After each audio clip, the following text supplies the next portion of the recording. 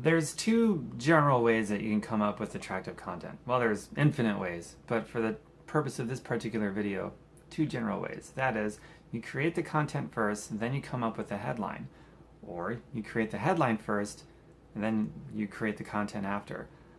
The latter is generally better. Most of the content that I create that's really attractive, that does well, I'm creating the headline first. I got the idea in mind, the topic matter, the headline, and then I create the content around the headline. One, to make sure that it's congruent, because one sure way to get a lot of people to click off of your content after they click on it is if there's no congruence. They see something that grabs their attention in the headline, and then within the first 5 seconds of the video or the first couple sentences of, if it's text or a blog or paragraphs, and it doesn't match the thing that they saw that initially intrigued them enough to want to look deeper into it, if that's not in alignment, they're gone.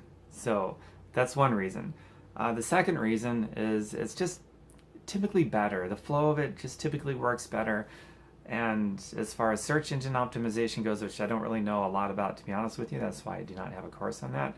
Typically there's going to be keywords in the content that lines up with what's in the title as well, so it does better with search engine optimization as well.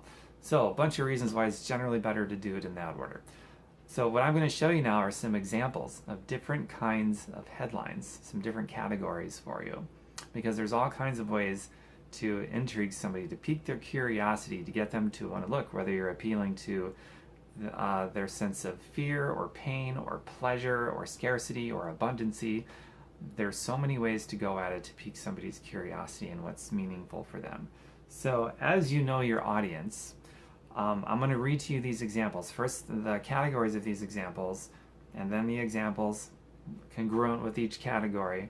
And I want you to go over this again and take notes and jot these down.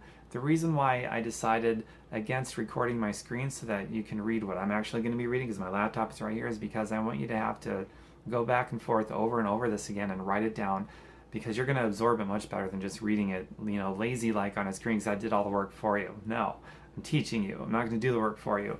So for this particular one, for the purpose of getting this to absorb into your brain so that you work it into being part of your second nature, I want you to really write this stuff down and start coming up with your own headlines in addition to what I'm giving you now. Let it inspire hundreds of headlines, and then start developing content around those headline ideas. So here we go. First category, the curiosity headline. An example could be, how to profit from health and fitness. Is health and fitness on your audience's mind? Again, change it so that it's relevant to your audience. So this could be viewed as like formulas, right? Another headline could be of the curiosity subject line, how to profit from clean eating and actually enjoy the food. So with this one, I'm also preemptively striking down an objection or answering or addressing a concern. So if I were to just say how to profit from clean eating and just leave it at that, people might just say, oh yeah, but it's going to be expensive. I'm not going to enjoy the food. So I could just preemptively address that. How to profit from clean eating and actually enjoy the food.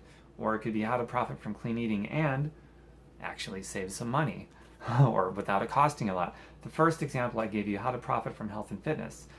You could add to that. You could say how to profit from health and fitness without killing yourself. I don't know, because maybe some people are thinking, oh, I got to kill myself to be in really great shape. Maybe that's on the mind of your audience because you're targeting people that are out of shape. Or if your audience is in great shape and they're a bunch of fitness fanatics, and obviously that wouldn't work because that's not on their mind. So it's part of knowing your audience. Maybe the kind of people that you want to work with are people that have kids. Maybe stay-at-home moms with kids. I don't know. So it could be how to profit from clean eating and actually have your kids enjoy the food too. That could be a solution for a lot of people out there. I know there's a lot of moms and dads that want their kids to eat healthy, but the problem is their kids don't enjoy the healthy food, so that's a challenge. If you can solve that problem, you're onto something. Another example of curiosity subject lines, exercises that age you faster. So we want to know what those are so that we know not to do those exercises. top 3 exercises that add youth without getting in the way of an already busy day. So you could leave it at top 3 exercises that add youth, but maybe you want to preemptively address a concern. The concern would be, obviously, people are going to look at that and go, yeah, but I'm too busy. I don't have time to do 3 exercises. So you're going to add that in there. Top 3 exercises that add youth and without getting in the way of an already busy day. Pretty cool. So here's some straight out benefit headlines that you could use. How to get rid of cellulite. How to get rid of the dreaded underarm chicken wings, and it does not have to cost a lot. So again, with that one I'm stating the benefit, but at the same time I'm also preemptively addressing the concern to make them want to click on it and go, oh, they say they can do this without it costing much. Great. Now again, if the kind of people you want to work with are rich and they got a lot of money, then obviously that wouldn't work too well with them. So ideally, this would be people that don't have a lot of money because you're addressing that concern.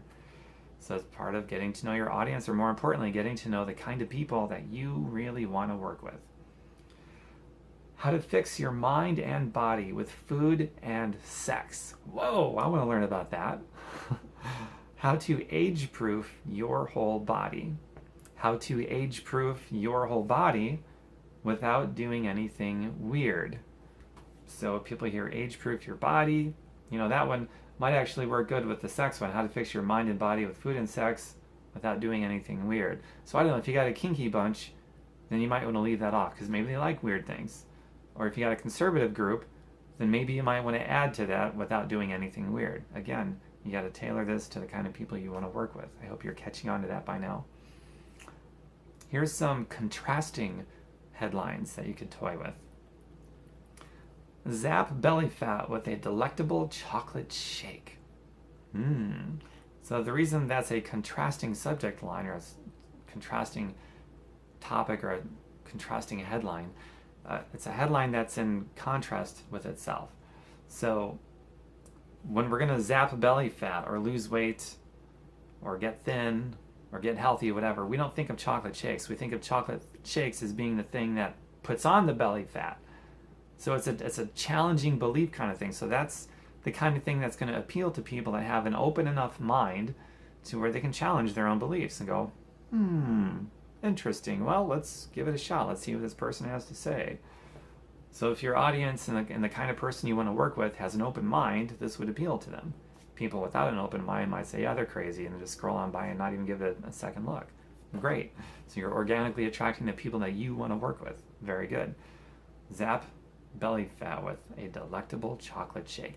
Now, what could you do to preemptively address a concern? What would be somebody's concern? Maybe it's, I hear a lot of supplements, meal shakes, they taste chalky and gritty. I hear that a lot. So let's assume that's a concern. You could say, zap belly fat with a delectable chocolate shake that has no grit, no chocolatiness, tastes smooth and delicious, or something like that. I worded that kind of weird. But you know where I'm going with that. You could preemptively address that as well. Or maybe, another common thing I hear is, these supplements, these meal shakes, they don't fill me up. So this one could be zap belly fat with a delectable chocolate shake that satisfies you for hours, right? Or word it any way you want. There's a million ways to word it. Another contrasting subject line example could be, famous fitness author drops dead of a heart attack. So if you hear about this in the news, or you do some research and you find somebody that was somebody who was maybe known for or famous for or accredited for health, fitness, somewhere in that world, like somebody that you would never believe would drop dead of a heart attack or a stroke or be diagnosed with a disease or anything like that. It's like, whoa, this person was so healthy. I never would have thought.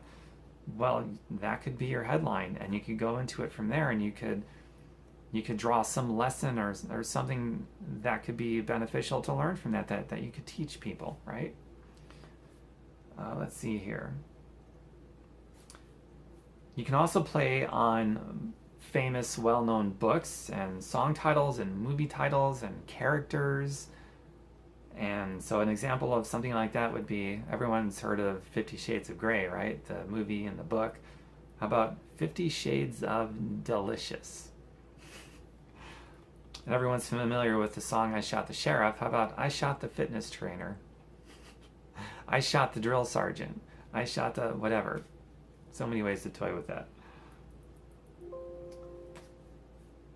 And challenging subject lines. We've certainly touched on that earlier with some challenging subject lines, like how to get, no, that wasn't the one. Zap belly fat with a delectable chocolate shake. I'd say that was sort of mixed matched with the challenging subject line, because that was challenging as well as contrasting. But here's one that's just straight up challenging, and that is how jogging keeps women fat. And that has some truth to it. Have you ever noticed, like in the spin cycle classes at the fitness centers and the gyms and things like that, most of the spin cycle instructors, they got a big gut. And same thing with a lot of people who run and all they do is run. They're not getting other varieties. I mean, this is just general conceptual information about what it takes to get healthy and fit, or how to lose weight, right? You need a challenge. It's all about adaptation. So you could go into how jogging keeps women fat and what to do about it. Maybe you could add that on there because people are looking for a solution. You don't want to just leave them there. So how jogging keeps women fat, that might be enough. And then you can do another one. You can split test it maybe a few days later, how jogging keeps women fat and what to do about it. And then you do that maybe a week later or whatever, see which one does better. And then you can go into how if all you're going to do is jog, then the body adapts, it gets very efficient at that repetitive motion of jogging, and you will become so efficient, you'll lose weight in the beginning, but once the adaptation is done, then the changes stop, and you'll probably even put some of the weight back on because your body becomes so efficient at it. You need to vary it up, and here's what you can do to add variety so that you keep losing weight, and your body is always adapting so you keep losing weight. And you could do a little video or blog post teaching about that concept. So how jogging keeps women fat. I mean, I could probably write 100 blogs about that, basically talking about the same thing but in 100 different ways. So just that one, it's such a great challenging headline because it drives curiosity. People are like, what are you talking about? Because people associate, well, jogging fitness, jogging losing weight, jogging gain weight? That doesn't make any sense. I better click on see what the heck is going on here. So this is your chance to really educate somebody and help them advance a belief that they have or a perspective that they have and give them something really valuable, right? Especially people that, can you imagine somebody who's reading that working so hard at the gym, working so hard running, doing whatever, and they're not losing weight, they're not getting the results that they want. And then they're going to see something like that and they're going to go, wow, no kidding, I relate to that. Well, let's see what's going on here. They click that, they open it up, you have a solution, and they just start crying because they've worked so hard and they blood, sweat, and tears, and they haven't got the results they want. Then they see this, and you just provided somebody a tremendous value. And who knows, they may even want to sign up for your deal, and that could be, just a beautiful working and personal relationship that you could have with somebody on your team. You just never know. And whether they sign up with you or they do something else, still, you just gave somebody tremendous value there. That's why I love the challenging subject lines so much, because it's such a solution provider, and we're about providing solutions, whether it's how to accomplish a dream or a goal, or how to get rid of a fear or a scarcity mentality and get an abundance one, whether it's appealing to somebody's abundancy or scarcity or fear or pain or pleasure.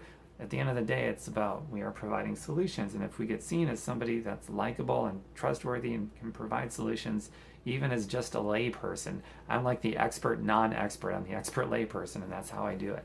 So the cliche, if I can do it, you can do it, because I'm just a lay person. And here's one more example. And this I totally got from an online search that I did looking for something that I could add in here, and I like this a lot. I'll probably do content around this subject someday, but here's a good mix and match example. Yoda's sex drive secret. So if you see something that says Yoda's sex drive secret, would you click on it? Maybe. Your audience might. So that's including bizarre, it's a movie character, curiosity. So you might get some people to click on something like that. And you might have to put some thought into how you could spin that, because you want to spin all these in a way that's relevant to what you're trying to teach or communicate in your posts, right? And anytime you can add humor, like this one I would say would be humor, Yoda's sex drive secret. This one I would say would definitely have to be humorous kind of content. You're entertaining, it's humorous. But at the same time, it's going to be educating people, obviously. Something about health, fitness, sex, nutrition, something in that world. It's going to be extremely educational and valuable. But for people that go to social media, I love a good lecture. Don't get me wrong, a good, traditional, intriguing lecture. You sit down, paying attention, taking notes. I love that. But most people generally go to Facebook and social media to be entertained and then informed and educated. So if you can front somebody with some good entertainment in a curiosity, pique interest kind of way, but at the same time, you're delivering tons of educational, informative kind of value while they're being entertained and humored at the same time, that's generally, man, that is the best, because then you got somebody's undivided attention. They really dig it, and now they're not just gonna see you when you show up in their newsfeed, because you may or may not show up in their newsfeed. Facebook is weird that way, but they'll actually just go to your page specifically because you made them feel good when they looked at your content. So, and I get emails like that kind of regularly where people tell me that they love going to my page, they look forward to what I'm going to share, and they don't wait for the news feed because they may or may not see it, but they actually have my page bookmarked and favorited and all these other things. So that's how I've been able to build up an audience over time, is by being consistent with this kind of stuff of entertaining and educating and informing and letting people in on getting to know me and my subtleties and my oddities and my quirkiness. It really forms a connection. Even if I don't know the person, it forms a connection. So people are getting to know me on a one-to-many model versus a one-to-one, one-to-one, one-to-one. Take forever, right?